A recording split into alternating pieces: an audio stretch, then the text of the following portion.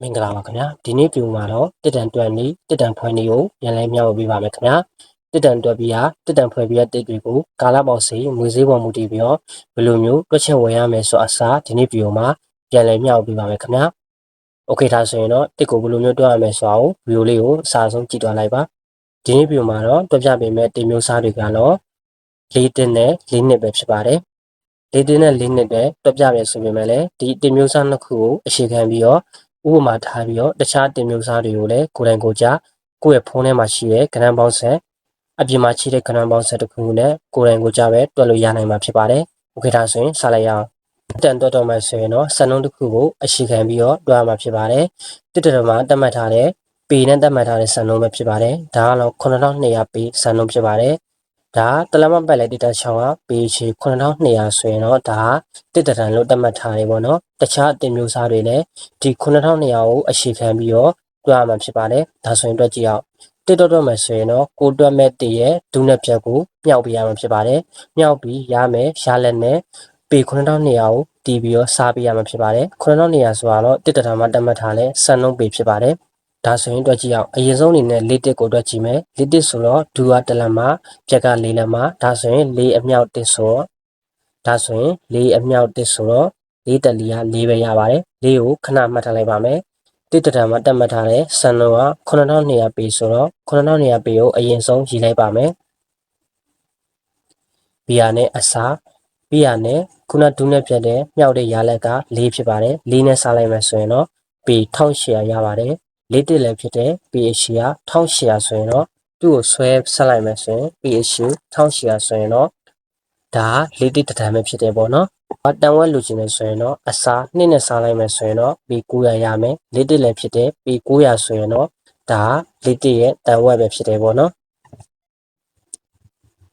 ဒါဆိုရင်ကိုကတံလည်းမလို့ချင်ဘူးတန်ဝက်လည်းမလို့ချင်ဘူးကိုလိုချင်တော့ပဲပိုင်းပြီးတော့အရေးအတွက်လောက်ပဲလိုချင်တယ်ဆိုရင်ဘယ်လိုမျိုးတွက်မလဲဒါဆိုရင်ဒီနည်းလမ်းကိုအသုံးပြုလို့ရပါတယ်ကိုက15ပေအချောင်းလိုချင်တယ်ဆိုရင်15ပေနဲ့စားလိုက်မယ်ဆိုရင်အချောင်းကြီး120ရမယ်လစ်တစ်လည်းဖြစ်တယ်15ပေအချောင်းလည်းဖြစ်တယ်ဆိုရင်တော့ဒါအချောင်း120ဆိုရင်ဒါလစ်တစ်တန်ပဲဖြစ်တယ်တကယ်လို့ကိုက18ပေအပြည့်လိုချင်တယ်ဆိုရင်တော့18ပေအချောင်းနေပြီပဲအချောင်း100ဆိုရင်တော့ဒါလက်တစ်တန်ပဲဖြစ်တယ်ပေါ့နော်ကိုလိုချင်တော့ကိုဒီလိုမျိုးတွက်ချက်လို့ရတယ်ပေါ့နော်1800လက်တစ်တန်ကိုပေးတီးပြီးတော့လိုချင်တော့ပိုင်းဖြားပြီးတော့တွက်လို့ရတယ်ပေါ့နော်ဒါကတော့တန်ဖွယ်နည်းတန်တွက်နည်းပဲဖြစ်တယ်ပေါ့နော်ဒီလိုမျိုးတန်တွက်ပြီးတန်ဖွဲ့ပြီးသွားပြီဆိုရင်တော့ဒီမွေးစေးကိုဘယ်လိုမျိုးတွက်မလဲမွေးစေးတွက်တဲ့အခါမှာကာလပေါက်စီမူတည်ပြီးတော့တွက်ရမှာဖြစ်တယ်ပေါ့နော်အရင်ဆုံးတပေရဲ့တန်ဖိုးအရင်ဆုံးရှားရမယ်ပေါ့နော်အခုကာလပေါင်စီကဘယ်လောက်လဲတော့မသိဘူးဒါပေမဲ့12တင်းနဲ့ပဲခံမှန်းပြီးတော့တွက်ပြပေးရပါတော့ကာလပေါင်စီ12တင်းဆိုရင်12တင်းကိုအရင်ဆုံးရေးလိုက်မယ်ပြာနဲ့အစားကိုရေးလိုက်မယ်ပြာနဲ့ကိုဝယ်မဲ့1ရဲ့ p အရှိနဲ့စားပေးရမယ်ပေါ့နော်ဥပမာကိုက4တစ်ဝယ်မယ်ဆိုရင်4တစ်ရဲ့ p အရှိနဲ့စားပေးရမယ်3တစ်ဝယ်မယ်ဆိုရင်3တစ်ရဲ့ p အရှိနဲ့စားပေးရမယ်ပေါ့နော်ဒီနေရာမှာတတိထားပေးဖို့လိုအပ်တယ်ပေါ့နော်ဒါမှလာကိုတွက်မဲ့1အမျိုးအစားရဲ့တပေရဲ့တန်ဖိုးကထွက်လာမယ်ပေါ့နော်ဒါဆိုရင်4တစ်ရဲ့တဒံမှာရှိတဲ့ p အရှိကပေ1800ဆိုရင်1800နဲ့စားလိုက်မယ်ဆိုရင်ဒါဆိုရင်၄တစ်တစ်ချောင်းမှာရှိတဲ့တန်ဖိုးက666ကျပ်ပဲကြားတယ်ပေါ့နော်၄တစ်လည်းဖြစ်တယ်တစ်တန်ရဲ့တန်ဖိုးကာလပေါင်းစီက12တင်းနဲ့ဖြစ်တယ်ဆိုရင်ဒါတပေရဲ့တန်ဖိုးက666ကျပ်ပဲကြားတယ်ညီမကြီးရေးလိုက်မယ်ဆိုရင်ဒီလောက်ရမယ်ပေါ့နော်ပြီးရနဲ့ကိုက15ပေလိုချင်တယ်ဆိုရင်အမြောက်15နဲ့မြောက်လိုက်မယ်ဆိုရင်နော်1000ကျပ်ကြမယ်ပေါ့နော်၄တစ်လည်းဖြစ်တယ်ကာလပေါင်းစီက12တင်းနဲ့ဖြစ်တယ်၄တစ်ကပေအရှိက15ပေရဖြစ်တယ်ဆိုရင်တော့ဒါဟာသူ့ရဲ့တစ်ချောင်းရဲ့တန်ဖိုးကကျပ်1000ကျမယ်ပေါ့နော်တကယ်လို့ကိုက18ပေအပြည့်လိုချင်တယ်ဆိုရင်18နဲ့မြောက်လိုက်မယ်ဆိုရင်1000နဲ့2000ကျမယ်ပေါ့နော်ဒါကတစ်ချောင်းရဲ့တန်ဖိုးဖြစ်တယ်ပေါ့နော်ကိုက10ချောင်းလိုချင်ဆိုရင်တော့အမြောက်30နဲ့မြောက်လိုက်မယ်ဆိုရင်ဒါအမြောက်30နဲ့မြောက်လိုက်မယ်ဆိုရင်တော့တသိန်းကျမယ်ပေါ့နော်ဒါကလက်တစ်လည်းဖြစ်တယ်ပေအရှိက15ပေလည်းဖြစ်တယ်12သိန်းဈေးနဲ့တွက်လိုက်မယ်ဆိုရင်10ချောင်းရဲ့တန်ဖိုးကတသိန်းပေါ့နော်တစ်ချောင်းရဲ့တန်ဖိုးက1000ပေါ့နော်ဒါဆိုရင်လက်တစ်ကိုတော့ဘယ်လိုမျိုးတန်ထွန်းရမလဲငွေဈေးနဲ့ဘယ်လိုမျိုးဝယ်ရမလဲဆိုတော့နားလည်တော့လာပြီလို့ထင်ပါတယ်ထပ်ပြီးတော့၄နှစ်ကိုထပ်ပြီးတော့လေ့လာကြည့်အောင်၄နှစ်လည်းဒီနည်းလမ်းနိုင်မယ်အသုံးပြုရမယ်၄နှစ်ဆိုတော့၄နှစ်ကိုအရင်ဆုံးတန်ထွန်းရမယ်ပေါ့နော်၄နှစ်ဆိုတော့ဒူက2လက်မှာဖြက်က4လက်မှာဒါဆိုရင်4အမြောက်2ဆိုရင်4နဲ့4 8ပေါ့နော် ကိုတွက်မဲ့တင်မျိုးစားရဲ့ဒုံပြက်ကိုမြောက်ပြရမယ်ပြီးရနဲ့တစ်တထန်ရဲ့တန်ဖိုးနဲ့တစ်တထန်မှာရှိတဲ့ pH နဲ့စားပြရမယ်ပေါ့နော်တစ်တထန်မှာ pH ရဲ့တစ်တထန်မှာရှိတဲ့ pH က9200ဆိုရင်9200အရင်ဆုံးရေးလိုက်မယ်ပြီးရနဲ့အစားပြီးရနဲ့ခုနဒုနဲ့ပြက်နဲ့မြောက်ရရလိုက်က4နဲ့8ဆိုတော့8နဲ့စားလိုက်မယ်ဆိုရင် P900 ရမယ်P900ဆိုရင်ဒါ4နှစ်တထန်ရဲ့ pH ပဲပေါ့နော်ကိုကတန်ဝက်လိုချင်နေဆိုရင်တော့အစား2နဲ့များပဲဆိုရင်450ပြရမယ်ဒါက4နှစ်လည်းဖြစ်တယ် pH က450လည်းဖြစ်တယ်ဆိုရင်ဒါက4နှစ်ရဲ့တန်ဝက်ပဲပေါ့နော်ဟိုက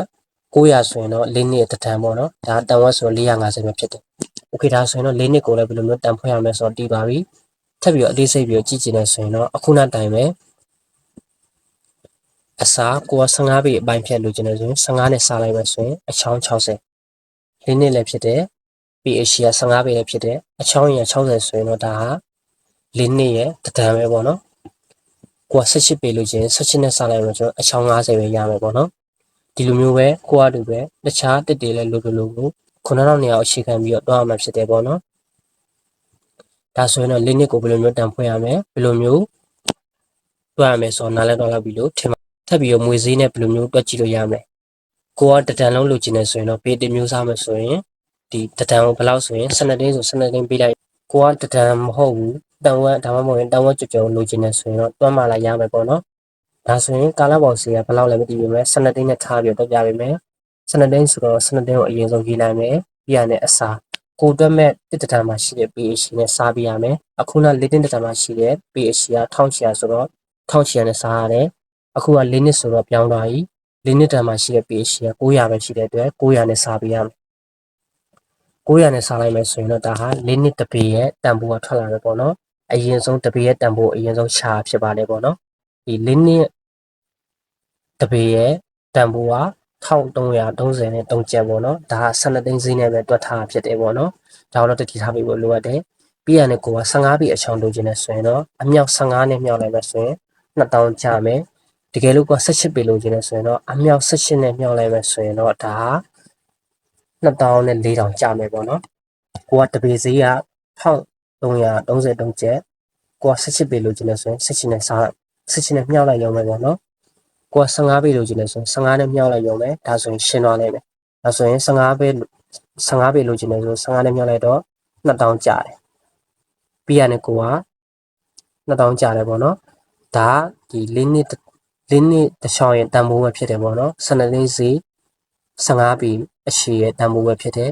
ကိုက10ချောင်းလိုချင်တယ်10နဲ့မြောက်လိုက်မယ်ဆိုရင်2သိန်းကျမယ်ပေါ့နော်ဒါက၄နှစ်လည်းဖြစ်တယ်12သိန်းစီလည်းဖြစ်တယ်ပေရဲ့အရှိက15ပေလည်းဖြစ်တယ်